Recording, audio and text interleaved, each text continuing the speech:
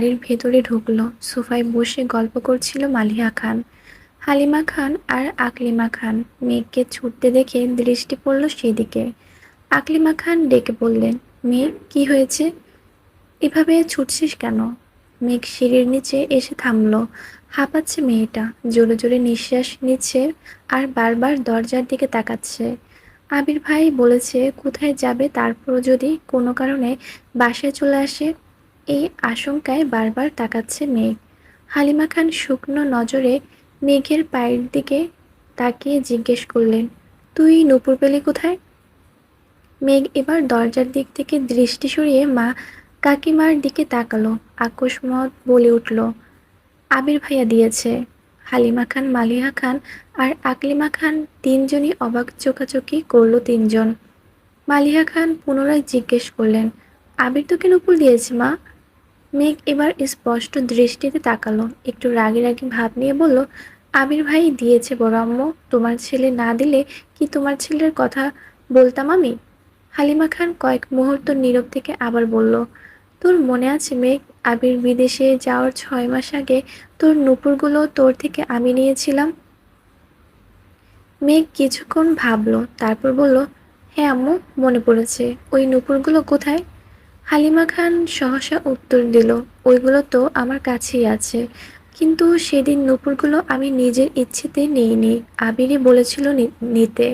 মেঘ চমকে উঠল মায়ের কথায়, ছুটে এসে বসলো সোফায়। কি হয়েছিল বলো আম্মু, কেন নিয়েছিল? হালিমা খান একটু ভেবেচিন্তে বললেন, তেমন কিছু না। আবির আমার কাছে এসে বলেছিল তোর পায়ের নুপুরের শব্দ নাকি ওর মাথায় ধরে, ঘুমাইলে তুই দৌড়াদৌড়ি করিস, ঝনঝন করলে ওর মাথা ব্যথা করে, পড়তে পারে না, তাই বলেছিল নুপুরের খুলে রেখে দিতে। তাই আমিও আবিরের কথা মতো তোর থেকে নুপুর নিয়ে নিয়েছিলাম। এরপর তুইও আর কখনো চাসনি, আমিও আর তোকে দেইনি। 2-1 বছর পর মনে হয়েছিল আমার, কিন্তু বের করে দেখি এগুলো তোর লাগবে না। এই জন্য তোর আব্বুকে বলে রেখেছিলাম, তুই চাইলে তোকে যেন নূপুর বানিয়ে দেয়, তখন তো আবির ছিল না। এই জন্যই আজকে তোর পায়ে নূপুর দেখে আমরা অবাক হচ্ছিলাম। মেঘ ভাবনায় পড়ে গেল। ছোটবেলায় আবির ভাই নূপুর খুলতে বললে এখন উনি নিজের হাতে কেন পরিয়ে দিলেন? এখন কি ওনার মাথা ব্যথা ভালো হয়ে গেছে? তৎক্ষণাৎ মনে হলো আবির ভাইয়ের কথা, তাহলে কি সত্যি আমার চলাচলন পর্যবেক্ষণ করতেই নূপুরগুলো দিয়েছেন, নাকি ছোটবেলার কথা ভেবে মনটা নরম হয়েছে ওনার? আকলিমা খান হাসি মুখে বলে উঠলেন, ওইসব বাদ দে, শপিং ব্যাগে কি রে মেঘ? মেয়ে কাকিয়ার কথায় স্বাভাবিক হয়ে বলল, হিজাব। কেউ আর কিছু বলল না, তারা তাদের আড্ডায় মনোযোগ দিল। মেঘও শপিং ব্যাগ নিয়ে সিঁড়িতে উঠায় ব্যস্ত হলো। রাতে আর আবিরের সাথে মেঘের দেখা হয়নি। প্রতিদিনের মতো আজও সকাল 8টায় অফিসের জন্য রেডি হয়ে খেতে বসেছে আবির। মেঘ ইচ্ছে করেই আজ সেজেগুজে খেতে নামবে ভাবলো। চুল ছাড়াই সেগুলো কোমর ছড়িয়েছে, মাথায় পিচ্চি বাচ্চার মতো একটা পুতুলের বেল দিয়েছে, কালো জামা পরেছে, সাথে ম্যাচিং কালো ওড়না, অষ্টদয়ে হালকা গোলাপি রঞ্জকও লাগিয়েছে। সিঁড়ি দিয়ে নামছে, আবির এক পলক তাকাতেই স্তব্ধ হয়ে রইল।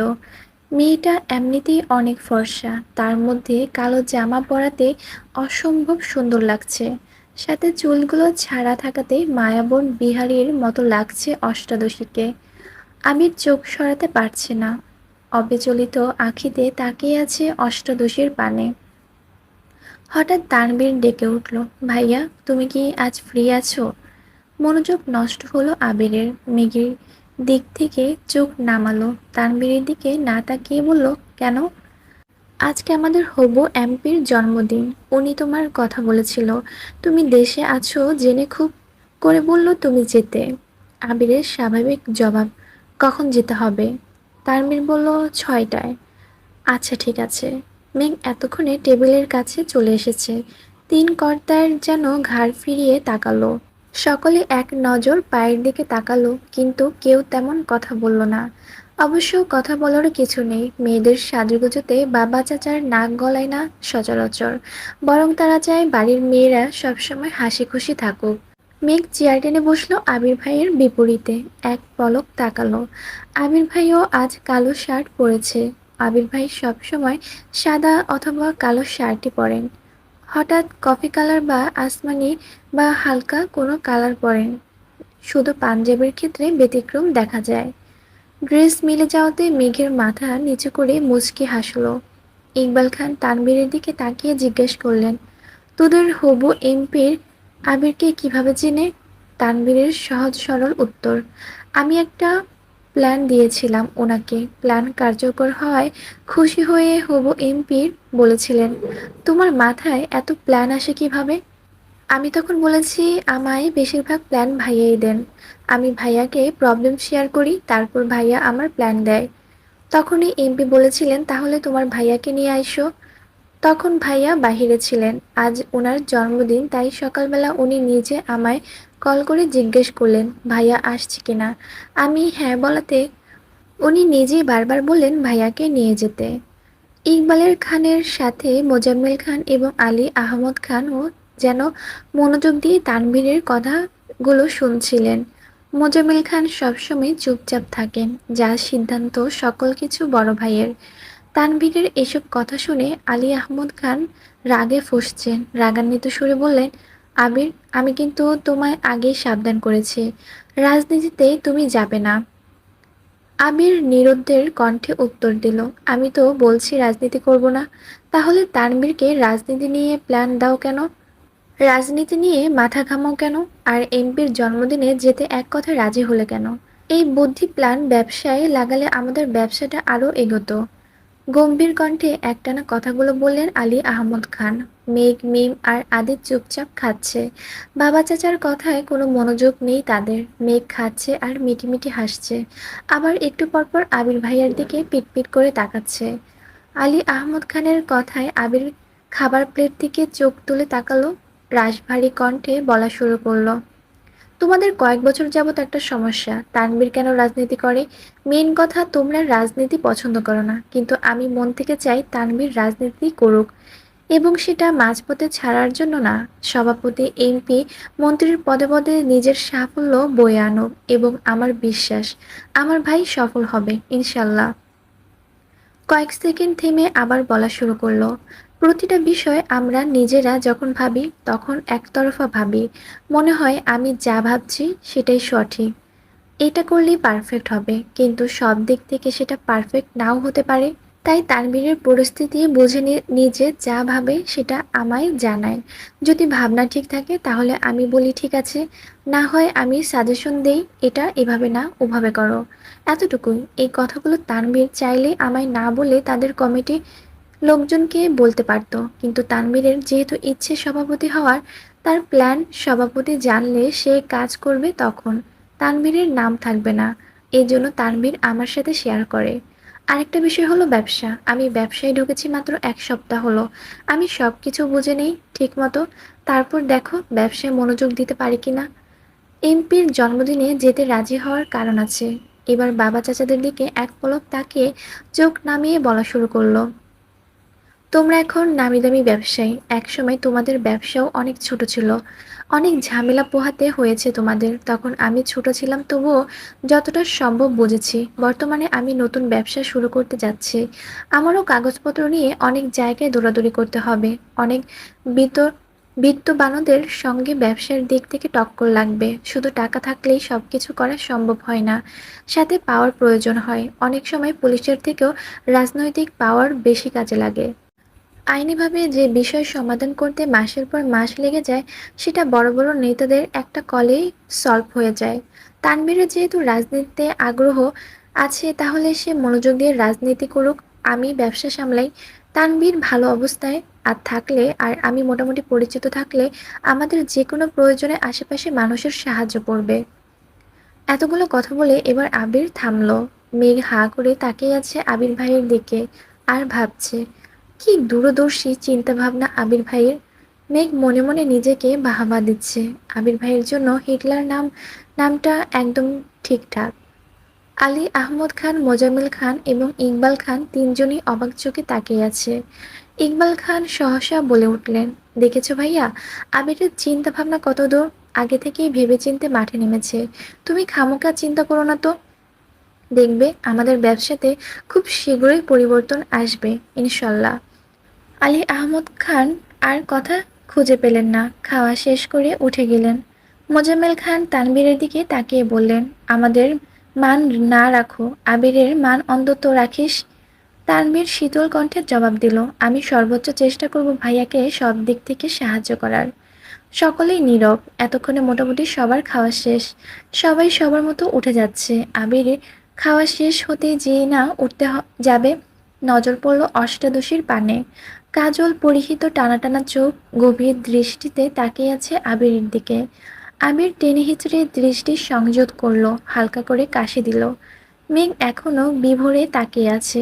আবির এবার দাঁড়াতে দাঁড়াতে বলল, মুখটা বন্ধ কর মেঘ, মাছি ঢুকবে তো। মেঘ নড়ে চড়ে বসল। আবির ততক্ষণে ব্যস্ত নিয়ে চলে গেছে হাত ধুতে।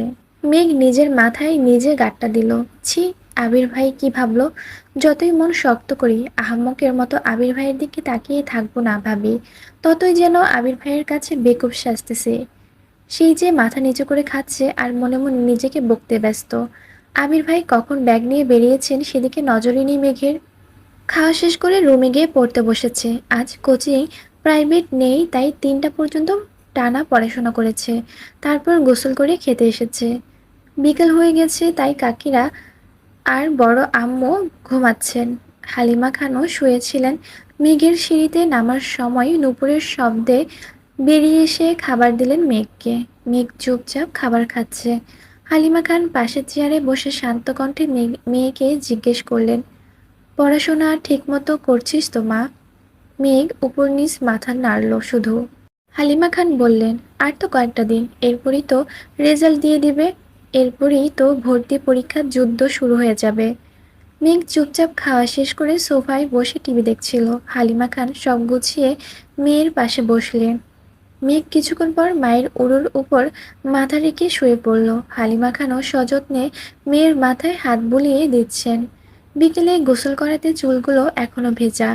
হালিমা খান একটু রাগে রাগে বললেন, সারাদিন বাসা থেকেও বিকেলে গোসল করেছিস কেন?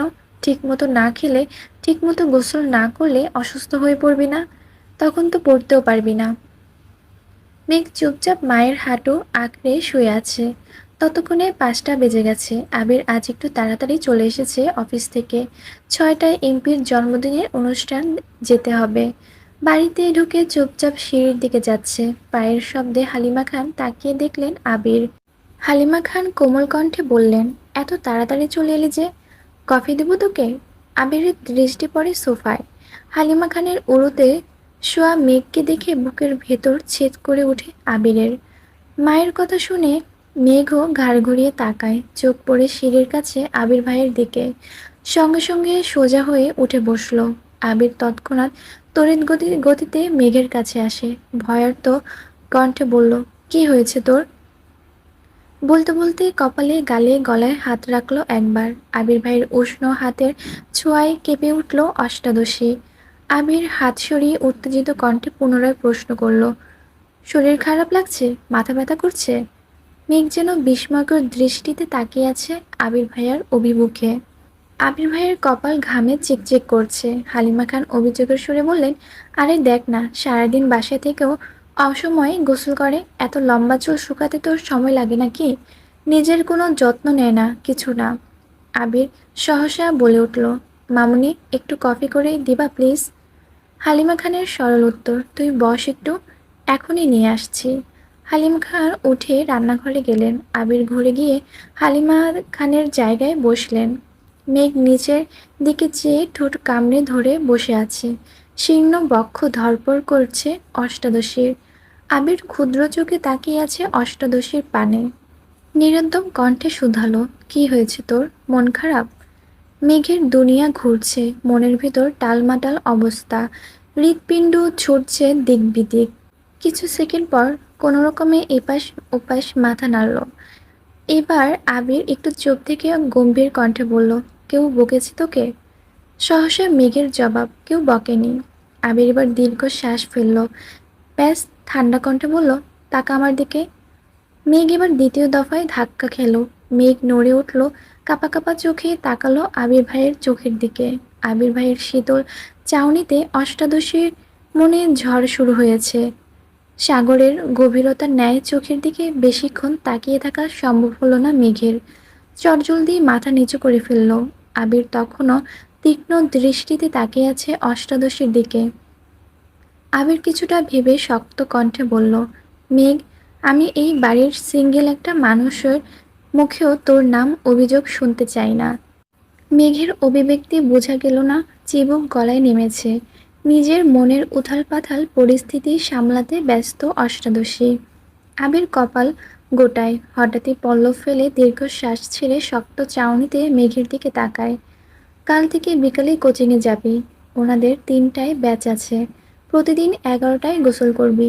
১টার পর নামাজ পড়ে খেয়ে প্রাইভেটে যাবি। তারপর কোচিং শেষ করে বাসায় আসবি। আমি কোচিংয়ে কথা বলে নিব। এতক্ষণে হালিমা খান কফি নিয়ে হাজির হলেন। আবির স্বাভাবিক কণ্ঠে বলল, মামনি, মেঘ কাল থেকে ১১টায় গোসল করবে আর বিকাল কোচিংয়ে যাবে। ওর গোসলের টাইম যদি ১ মিনিট এদিক সেদিক হয়, তুমি সঙ্গে সঙ্গে আমায় কল করবা। এতটুকু বলেই কফির কাপ নিয়ে সিঁড়ি দিয়ে ধপধপ করে উপরে চলে গেল। মেঘের হৃৎপিণ্ড দুভাগ হয়ে গেল আবির ভাইয়ের কথায়। এতদিনে মনের ভেতর শুধু তুফান চালিয়েছে এই লোকটা, এখন মেঘের জীবনও তুফান চলাচ্ছে। বন্যা তো 10টার ব্যাচে যাবে, মেঘ একা একা বিকালে পড়তে যাবে।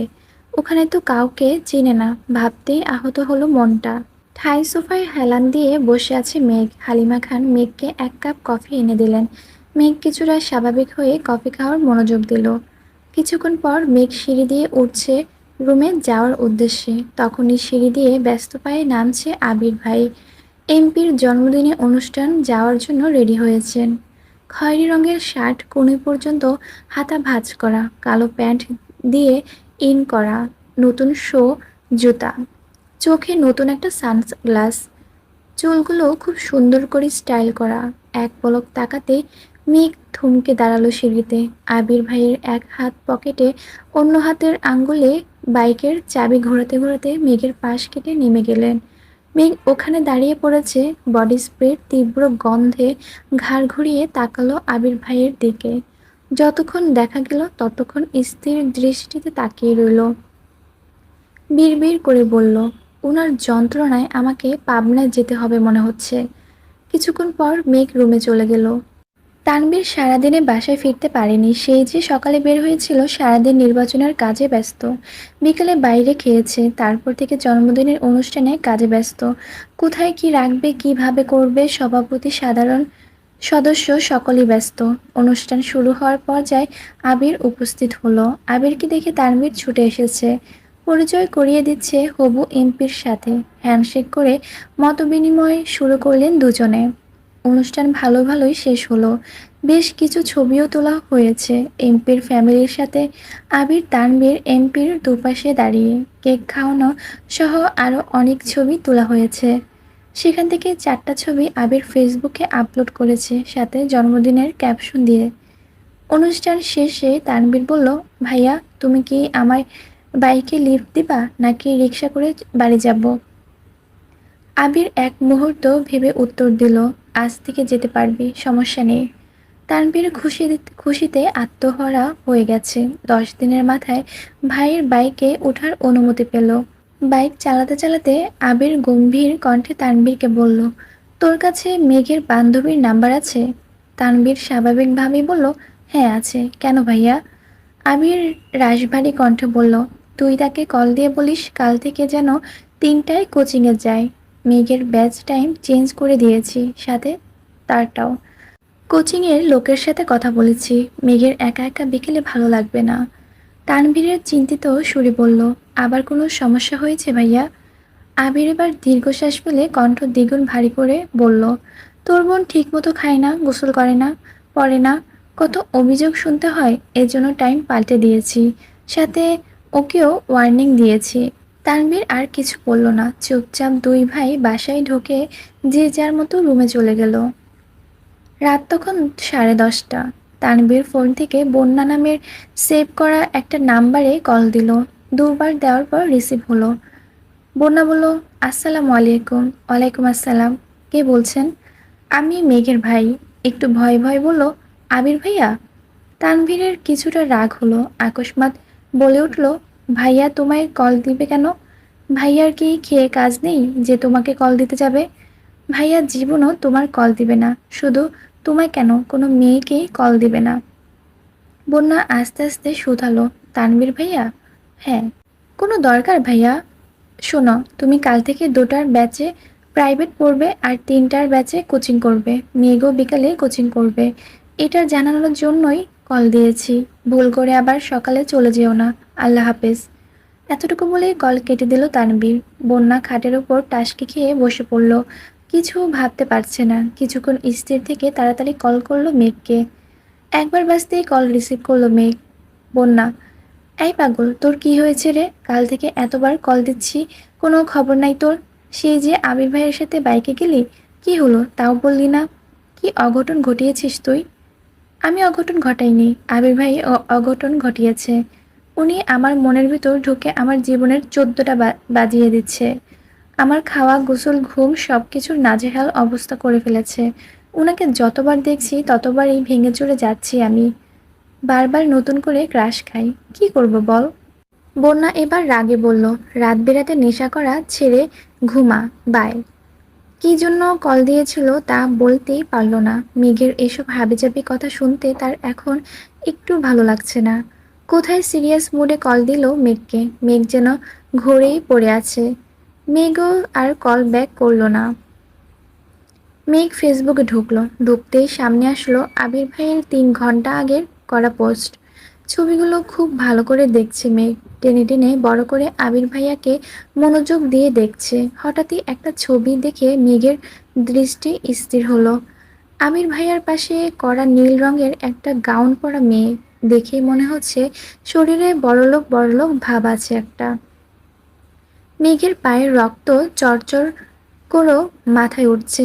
ওই মেয়েকে আর আবির ভাইয়ের পাশে ওই মেয়ে কি করে? কমেন্ট চেক করতে গেলে মেঘ অনেকগুলো কমেন্টের ভিড়ে ওই নীল জামা পরিহিত একটা আইডি চোখে পড়ল। আবির ভাইদের ছবিতে কমেন্ট করেছে, আপনি অসম্ভব কিউট। ইচ্ছে করছিল আপনাকে সবসময়ের জন্য রেখে দিই। ইচ্ছে হলে বেড়াতে আসবেন আর সম্ভব হলে ফ্রেন্ড রিকোয়েস্ট অ্যাকসেপ্ট করবেন। রাগে শরীর ঘামছে মেঘের। শোয়া থেকে উঠে বসলো।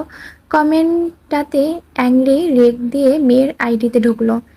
প্রোফাইল পিকটা 2 ঘন্টা আগে আপলোড করা। কভার ফটোতে হবু এমপির সাথে ছবি, ক্যাপশন বাবা মেয়ে। মেঘের বুঝতে বাকি নেই এটা এমপির মেয়ে, একটা প্রাইভেট বিশ্ববিদ্যালয়ে পড়ে। মেঘ রাগে ফুসফুস করছে। আবারও আবির ভাইয়ের আইডিতে ঢুকলো মেঘ। জাস্ট নাও একটা পোস্ট করছেন আবির ভাই। तेरी नज़र ने या क्या कर दिया मुझसे ही मुझको जुदा कर दिया। সাথে রাতের শহরে বাইকে বসা একটা ছবি শেয়ার করলেন। মেঘ মনোযোগ দিয়ে ক্যাপশন বোঝার চেষ্টা করছে। তার মানে আমির ভাই ওই মেয়ের প্রেমে পড়ে গেছে। ভাবতেই নেত্রযুগল থেকে 2 ফোঁটা পানি গড়িয়ে পড়ল। আবারও সেই কমেন্টটা খুঁজতে গেল মেঘ। কি এমন সুন্দর মেয়েটা দেখতে হচ্ছে তো। কিন্তু পোস্টের সব কমেন্ট ঘেটেও মেয়ের কমেন্ট পেল না। তার মানে আমির ভাই ডিলিট করে ফেলেছে। কিন্তু ওই মেয়েকে কি একসেপ্ট করে ফেললো? তারপর দীর্ঘশ্বাস ফেলে নিজেকে নিজে সান্ত্বনা দিতে লাগলো। আমির ভাই তো শুধুই আমার ক্রাশ, ক্রাশ তো ক্ষণিকের। উনিও তো কিছুদিন পর বিয়ে করবে, তখন তো আমাকে মেনে নিতেই হবে। আমার তো সাহসে কুলাবে না আবির ভাইকে কিছু বলার। মায়ের খাওয়ার থেকে চুপ থাকি সেই ভালো। এদিকে আবির বাসায় ফিরে ফ্রেশ হয়ে শুয়ে আছে। একটা ছবি জুম করে শুধু চোখগুলোর দিকে তাকিয়ে আছে আর বিড়বিড় করে গাইছে। প্রতিদিনের মতো আজও খাবারের টেবিলে একসাথে খেতে বসেছে সকলে, কিন্তু মেঘের মাথায় আজ অন্য প্ল্যান ঘুরছে। সবার খাওয়ার মোটামুটি শেষ। মেঘ ইচ্ছে করেই অল্প অল্প খাচ্ছে। এদিকে মোবাইলে কি যেন চেক করছিল আবির। মোবাইল চেক করেই খাচ্ছিল। আবিরের খাওয়া শেষ, তাই মোবাইল টেবিলের উপর একপাশে রেখে হাত ধুতে উঠে পড়ে। 3-4 কদম যেতেই মেঘ হাত বাড়িয়ে আবিরের ভাইয়ের মোবাইলটা হাতে নেয়। তাড়াহুড়োতে হয়তো পাওয়ার বাটন চাপ দিতে ভুলে গেছে আবির ভাই। হোম পেজ ভেসে আছে। এখানে 2টা হাতের ছবি। একটা বড় হাতের উপর একটা পিচ্চি হাত। মেঘ ১ সেকেন্ড তাকালো ছবিটার দিকে, কিন্তু এখন ছবি নিয়ে গবেষণা করার সময় না। তাই মেঘ তাড়াতাড়ি ফেসবুকে ঢুকলো। ফ্রেন্ড রিকোয়েস্টের অপশনে ঢুকতেই চোখে পড়ল কত ছেলে মেয়ের আইডি।